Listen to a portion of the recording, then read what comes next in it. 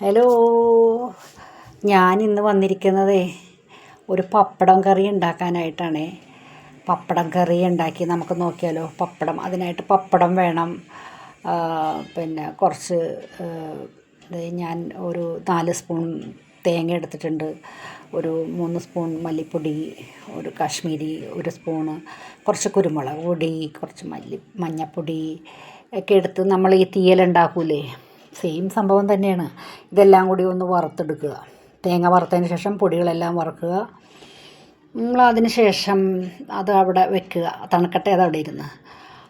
അപ്പോൾ നമുക്ക് എന്താ ചെയ്യേണ്ടത്, പിന്നെ അടുത്തത് നമുക്ക് എന്താ ചെയ്യേണ്ടതെന്ന് വെച്ചാൽ, ഈ പപ്പടം ഉണ്ടല്ലോ, ഒരു പാക്കറ്റ് പപ്പടം. ഇപ്പോൾ പപ്പടം എത്ര എണ്ണം ഉണ്ടാവും, 6 7 ഒക്കെ ഉണ്ടാവുള്ളൂ എന്ന് തോന്നുന്നു. ആ പപ്പടം നമ്മൾ ഇങ്ങനെ വെള്ളത്തിൽ മുക്കണം. പച്ചവെള്ളം സൈഡിലൊക്കെ ഈ പപ്പടത്തിൻ്റെ മൂക്കി തേച്ച് കൊടുത്തിട്ട് പിന്നെ അത്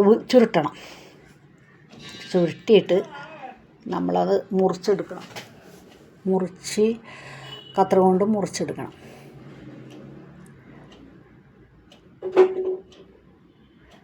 മുറിച്ചെടുത്തതിന് ശേഷം അതവിടെ മാറ്റി വെക്കുക. അത്രയേ ഉള്ളൂ. അത് പിന്നീട് നമുക്ക് എണ്ണയിലിട്ട് അത് വറുത്തെടുക്കണം. ഇങ്ങനെ മുറിച്ച് വെച്ച സാധനം എണ്ണയിൽ, എന്ത് എണ്ണയാണ് നിങ്ങൾ ഉപയോഗിക്കുന്നത്, എന്ത് ഓയിലാണോ, വെളിച്ചെണ്ണയാണോ, സൺഫ്ലവറാണോ, വേറെ എന്തെങ്കിലും ഇട്ട് നമ്മൾ അത് വറുത്തെടുക്കണം. വറുത്തതിന് ശേഷം അത് മാറ്റി വെക്കുക.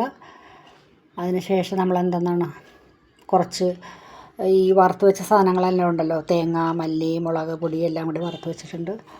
അതിന് ശേഷം നമ്മൾ ഒരു സവാള, ഒരു തക്കാളി, ഒരു കഷ്ണം ഇഞ്ചി, കുറച്ച് വെളുത്തുള്ളി, വേപ്പില, 2 പച്ചമുളക് എല്ലാം കൂടി അരിഞ്ഞ് വെച്ചിട്ടുണ്ട്.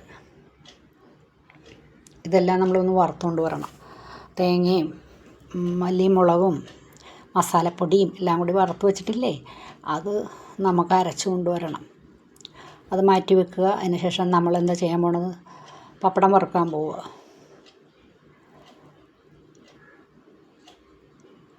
പപ്പടം വറുത്ത് അതും മാറ്റി വെക്കണം. അതിന് ശേഷം എന്താണ് ഞാൻ ചെയ്യാൻ പോകുന്നത്, നമ്മൾ ചട്ടി വെക്കണം. പാൻ വെച്ചിട്ട് നമ്മൾ വെളിച്ചെണ്ണ ഓയിൽ എന്താ ഇടണമെന്ന് വെച്ചാൽ അതിട്ടിട്ട് കടുക് പൊട്ടിക്കണം, ഉലുവ 2 എണ്ണം പൊട്ടിക്കണം.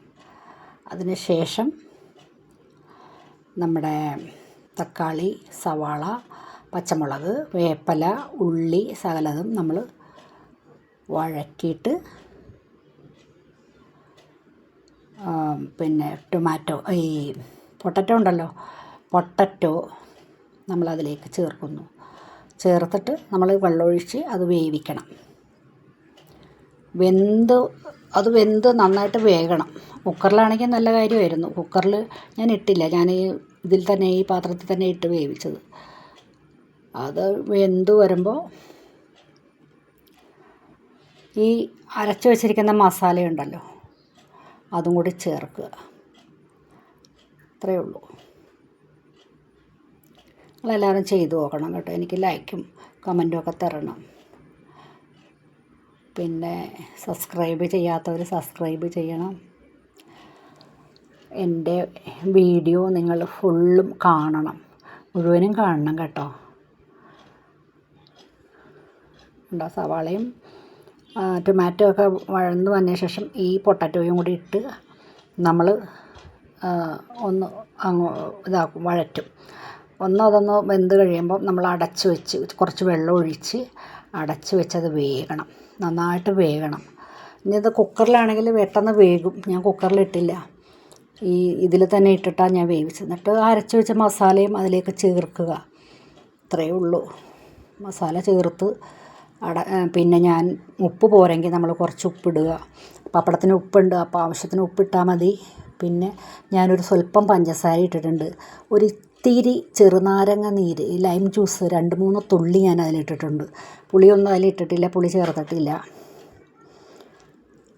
അപ്പോൾ ഞാൻ ഇത്രയൊക്കെ ചെയ്തിരിക്കുന്നത്. ഇത്രയേ ഉള്ളൂ കറി. താളിക്കേണ്ട ആവശ്യമൊന്നുമില്ല. ഇനി ആദ്യം നമ്മൾ കടുക് പൊട്ടിച്ചിട്ടുണ്ട്, എല്ലാം ചെയ്തിട്ടുണ്ട്. ഇനി കുറച്ച് വേപ്പിലയും കൂടി അങ്ങോട്ട് തൂക്കിയിട്ട് അത് അടച്ച് വെക്കുകയുള്ളൂ. അത്രയേ ഉള്ളൂ സംഭവം. നല്ല ടേസ്റ്റായി കറി. മസാലപ്പൊടി ഉണ്ടല്ലോ, ഇറച്ചിയുടെ ഒരു ടേസ്റ്റ് ഉണ്ടാവും, ഇറച്ചി കറിയുടെ ഒരു ടേസ്റ്റാണ് ഇതിന്. ഇത് മീറ്റ് മസാല ആയതുകൊണ്ടേ. പിന്നെ നമുക്ക് മുളക് പൊടി വേണമെങ്കിൽ ഉപേക്ഷിക്കാം, അപ്പം നമ്മൾ കറുത്തിരിക്കും കറി. കുരുമുളകും പച്ചമുളകും മാത്രം ഇട്ടിട്ട് ഉണ്ടാക്കാം. അപ്പം ഞാനിത് മുളക് പൊടിയും കൂടി ഇട്ടത് കൊണ്ടാണ് ഈ കളറ്. അല്ലെങ്കിൽ ശരിക്കും ഈ ഇറച്ചിക്കറി വെക്കുന്ന ഒരു കളറായിരിക്കും, ബ്ലാക്ക്, ഒരു ബ്രൗണിഷ് കളറായിരിക്കും. കുരുമുളകും പച്ചമുളകും മാത്രം ചേർക്കുകയാണെങ്കിൽ. ലാസ്റ്റ് പപ്പടം ഇടണം. നമ്മുടെ പപ്പടം വറുത്ത് വെച്ചിട്ടില്ലേ, അതും ഇടണം. വേപ്പിലയും വെക്കണം, അടക്കണം. പിന്നെ അങ്ങ് ചോറിന് നമ്മൾ കഴിക്കാം. ചോറിനോ എന്ത് വേണമെങ്കിലും എന്തെങ്കിലും ചേർത്ത് നമുക്ക് കഴിക്കാം.